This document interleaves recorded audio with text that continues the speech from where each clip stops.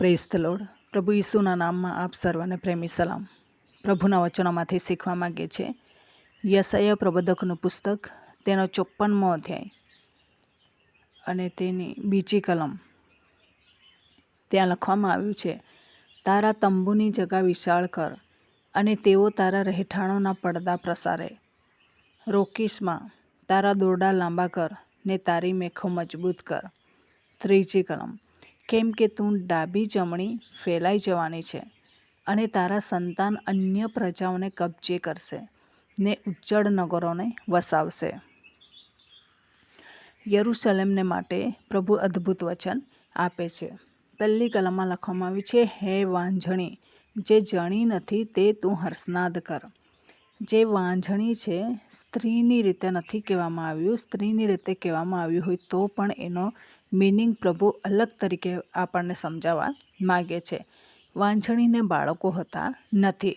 એ ડાબે જમણે કેવી રીતના ફેલાઈ જાય, એના દોરડા કેવી રીતના લાંબા કરે, એની મેખો કેવી રીતના મજબૂત કરે. લોકો તો એને કેવી રીતના મેણા ટોણા મારે છે, પરંતુ શું કહે છે, તારા તંબુની જગા વિશાળ કર.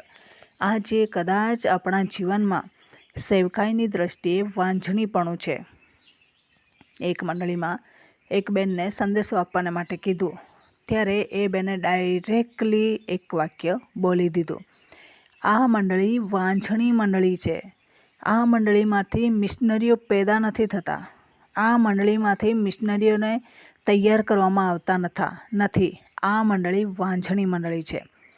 પછી ધીમે ધીમે એ લોકોએ બહાર તો નહીં મોકલ્યા સેવકાઈને માટે, પરંતુ પોતે તૈયાર થયા. પેલી બેને બિંદાસથી બોલી દીધું. અપમાન કરવાને માટે નથી બોલ્યા, પરંતુ મીઠા મીઠા શબ્દો લોકો બોલે છે એ પ્રમાણે નહીં.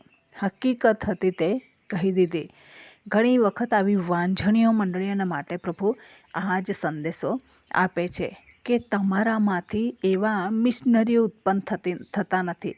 તમે એવા બાળકોને, સુવાર્તિકોને ઉત્પન્ન કરતા નથી અને તમારામાંથી તમે બહાર મોકલતા નથી. એવી વાંઝણીઓ મંડળીઓ તમને પ્રભુ કહી રહ્યા છે કે તમે તમારા તંબુની જગા વિશાળ કરો, તમારી મેખો મજબૂત કરો. કેમ કે તમે ડાબી જમણી ફેલાઈ જવાનું છે.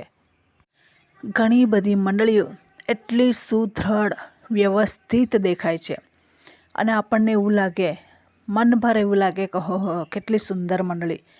પરંતુ જો એ મિશનરીઓને બહાર મોકલતી નથી, જો એ સુવાર્તિકો તૈયાર નથી કરતી, જો એ બાળકો તૈયાર નથી કરતી, તો પ્રભુ આજે કહી રહ્યા છે કે એ વાંઝણી મંડળીનો સ્ટોપ થઈ જશે, વંશવેલો અટકી જશે.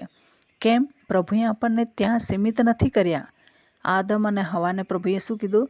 ફલો ફૂલો વધો આગળ, પૃથ્વીને ભરપૂર કરો.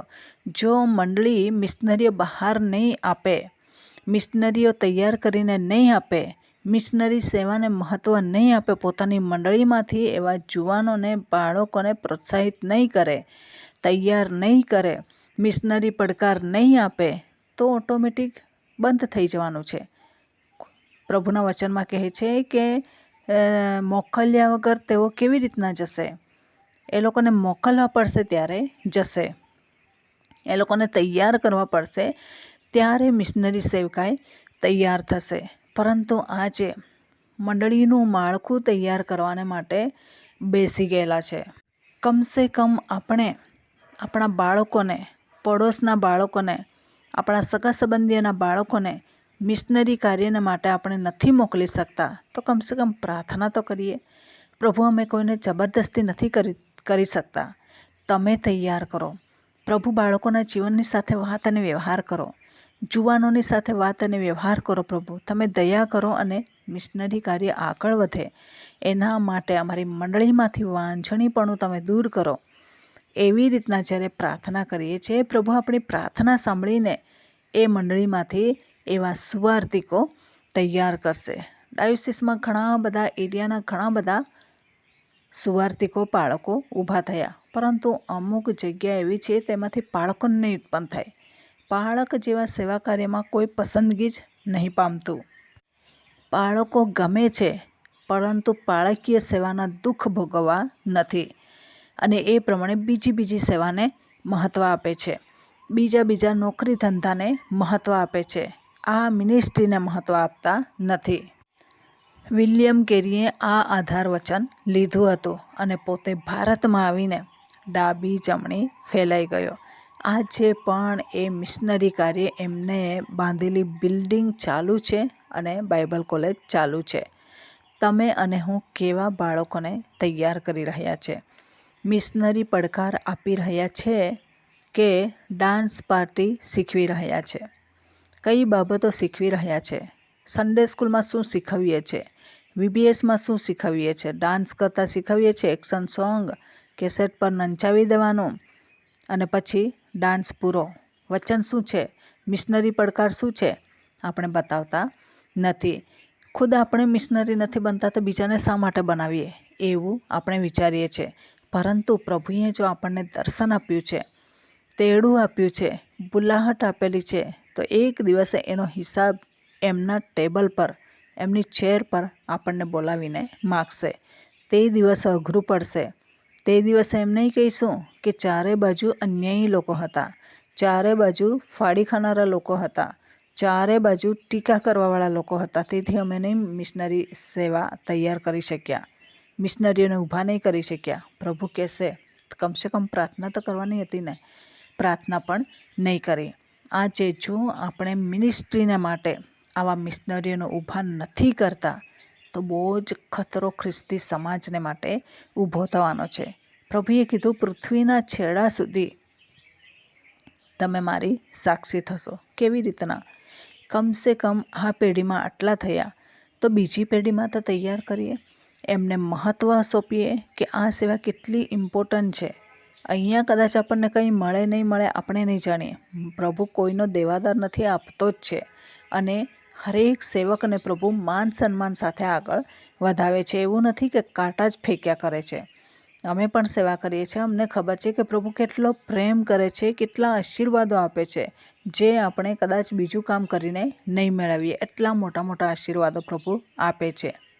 પરંતુ એકવાર પ્રભુને આપણે સમર્પિત કરી રહ્યા છે જીવન, આપણે ખુદ મિશનરી સેવામાં નથી તો બીજાને તો કમસે કમ પ્રોત્સાહન આપીએ, બીજાના માટે દાન તો આપીએ, પ્રાર્થનાઓ તો કરીએ. એક મિશનરી કમસે કમ એક વ્યક્તિ એક મિશનરી ઊભું કરે તો આ દુનિયામાં સેવકાઈની ખોટ નહીં પડે, સેવકોની ખોટ નહીં પડે. પરંતુ આપણે તો એન્જિનિયરો, ડૉક્ટરો, પાયલોટ બનાવવાને માટે મોકલી આપીએ છીએ, પરંતુ સેવક બનાવવાને માટે જીવ ચાલતો નથી.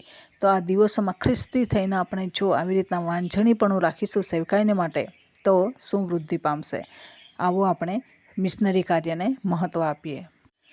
પ્રાર્થના કરીએ. પ્રેમાળ પરમેશ્વર પિતા, તમામ શ્રોતાજનોના જીવનોમાં એમની જિંદગીમાં એક સેવકને તેઓ તૈયાર કરીને તમારી સેવામાં મોકલે એવું દર્શન સાથે સેવા કરવાને માટે કૃપા પૂરી પાડો, પ્રાર્થના કરવાને માટે કૃપા પૂરી પાડો. આ પ્રાર્થના પ્રભુ ઈસુના મૂલ્યવાન નામની અંદર માંગીએ છીએ. Amen. Thank you. Praise the lord. God bless you. Amen.